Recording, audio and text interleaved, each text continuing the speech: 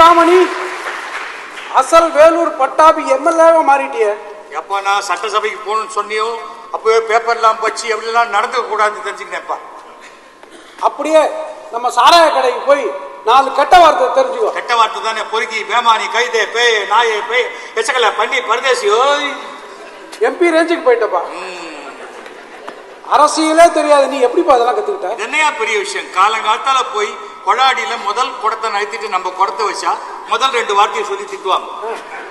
அடுத்தது ஆட்டோ ரிக்ஷால போய் மீட்டருக்கு மேல துட்டு தர மாட்டேன்னா அடுத்த 2 வார்த்தையும் சொல்லி திட்டுவாங்க. பஸ்ல கண்டக்டர்கிட்ட பாக்கி சில்லறை கேட்டா இன்னும் 2 வார்த்தையை சொல்லி திட்டுவாங்க. இப்படி அங்க திட்டுவாங்க, இங்க திட்டுவாங்க, எல்லாத்தையும் திட்டுவாங்க. ஆனா அங்க திட்டினா அவை குறிப்பிலிருந்து எடுத்துருவாங்க.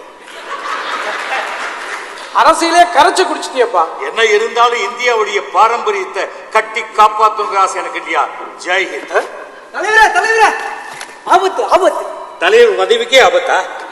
இல்ல, தினமுழக்க பத்திரிகையிலேருந்து உங்களை பேட்டி எடுக்க வந்திருக்காங்க. வர சொல்லு.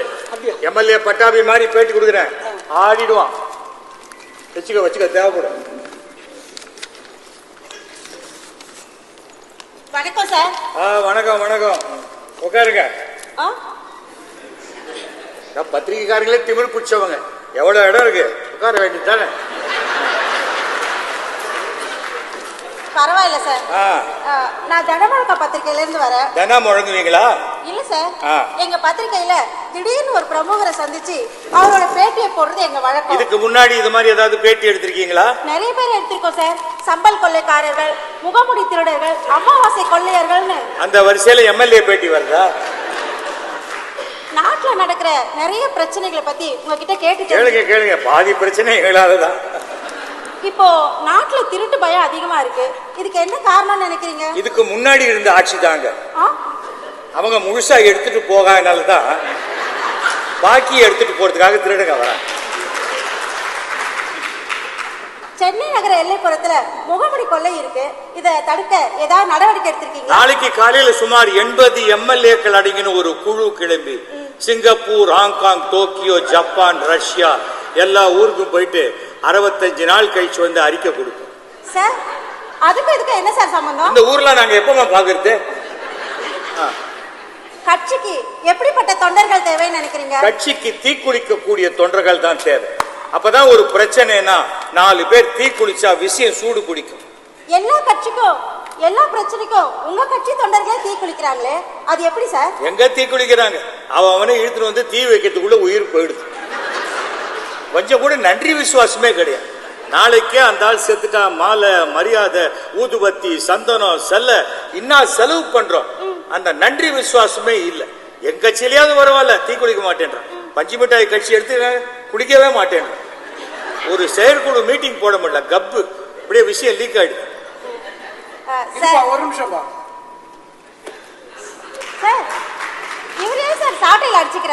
சமுதாயத்தில் எந்த தப்பு நடந்தாலும் சாட்டையில் அடிச்சுக்கணும் நான் தீர்மானிச்சேன். ஆனா ஜனங்க சொன்னாங்க, நீ அடிச்சுக்காத, நான் வந்து அடிக்கிறேன். ஏதாவது நிஜமா செஞ்சிருவாங்களோ தான் பஞ்சில் பண்ண சவிக்க இதுதான் கோயம்புத்தூர்ல கிடைக்குது. இவன் அடிச்சுக்க சொல்லி அப்பப்ப அடிச்சுப்பான், ஒரு வழி வராது. சமீபத்துல நீங்க செருப்பு போட மாட்டேன்னு ஏதாவது சபதம் எடுத்தீங்களா? ஆமா, அதனாலதான் ஷூ போட்டிருக்கேன். நம்ம நாட்டுக்கு இருமொழி கொள்கை, மும்மொழி கொள்கை எது தேவை? பாருங்க, மும்மொழி தான் வச்சிருக்கேன். Tamil paper, English paper, Hindi paper, இது 2ம் படிப்பேன். இது பொட்டலம் அடிக்க வச்சு. நமக்கு ஒரு மொழி போடுங்க, ஆனா தமிழ் வாழ்கன்னு சொல்லணும், தமிழ் வாழ்கன்னு சொல்லக்கூடாது. சார், நீங்க மூட நம்பிக்கைக்கு எதிரானவர்னு சொல்றாங்களே, அதுக்கு உங்க பதில்? இன்னைக்கு சந்திராஷ்டமம், எனக்கு அமாவாசை அன்னைக்கு பதில் சொல்றேன். நம்ம நாட்டுல ஜனத்தொகை அதிகமா இருக்கு. ஆமா. இதுக்கு என்ன காரணம் நினைக்கிறீங்க? வெளிநாட்டு சதி. எங்களால தீர்க்க முடியாத பிரச்சனை ஏதாச்சும் வந்துச்சுன்னா வெளிநாட்டு சதின்னு சொல்லணும்னு மேடத்தோட உத்தரவு, மேலிடத்தோட உத்தரவு. சார், நாட்டுக்கு புதுமையா செய்ய ஏதாவது திட்டம் வச்சிருக்கீங்களா? நல்ல வேலை கேட்டீங்கம்மா. அதான் எழுதிக்கங்க. இது பட்டாபியோட ஐடியா. என்ன, வேற யாரும் நான் ஏற்கனவே சிஎம்க்கு க்ளோஸா இருக்கேன்னு நிறைய பேருக்கு காண்டு. அதனால இது பட்டாபி ஐடியா அப்படின்னு போடுங்க. அடுத்த மாசம் மெரினா பீச்சை தஞ்சாவூருக்கு மாத்துறோம். தஞ்சாவூர்ல எங்க உறவுக்காரங்க நிறைய பேர் இருக்கிறாங்க. அவங்க இது என்ன சமூக நீதி கிடையாதா, எங்களுக்கு மொத்தம் பீச் கிடையாதான்னு கேட்கறாங்க. அதனால தஞ்சாவூருக்கு மாத்தோம். பீச்சை போய் எப்படி சார்? என்னங்க பீச்சை போய் எப்படி என்ன எப்படி நான் இதுக்காக சுமார் 80 லட்சம் பக்கெட் வாங்கி கொடுக்க போறோம். மொண்டு ஊத்துவாங்க. அதோட இலவச பக்கெட் வழங்கும் திட்டம் அதுவும் வச்சுக்குவோம். சரி. என்ன இந்த இடத்த எடுத்துட்டா அந்த இடம் காலி ஆயிடுவேன்னு பாக்குறீங்களா? நாங்க தான் அங்க தஞ்சாவூர் பெரியவரை கொண்டு வைக்க போறோமே, அந்த இடம் காலி ஆயிடுவேன்னு பாக்குறீங்களா? அங்கதான் திருச்சி மலைக்கோட்டை கொண்டு வைக்க போறோமே, அந்த இடம் காலி ஆயிடுவேன்னு பாக்குறீங்களா? அங்கதான் நாங்க தாஜ்மஹாலை கொண்டு வைக்க போறோமே, அந்த இடம் காலி ஆயிடுவேன்னு பாக்குறீங்களா? அது வடநாட்டவர் பிரச்சனை, எங்களுக்கு தேவையில்லை.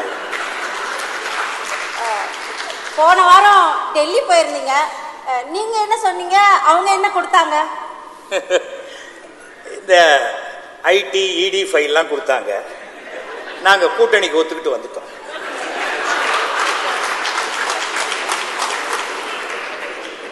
சார், எந்த கேள்வி கேட்டாலும் இப்படி எடக்கு முடக்கா பதில் சொல்றீங்களே, உங்களை சடக்குன்னு போலீஸ் அரெஸ்ட் பண்ணிட்டா என்ன பண்ணுவீங்க? அம்மா அம்மாவா அப்படின்னு நெஞ்ச பூச்சிக்கின்னு நேரம் ஐசியூல போய், அதான் ஐசியூனா தெரியாதா? International criminal unit.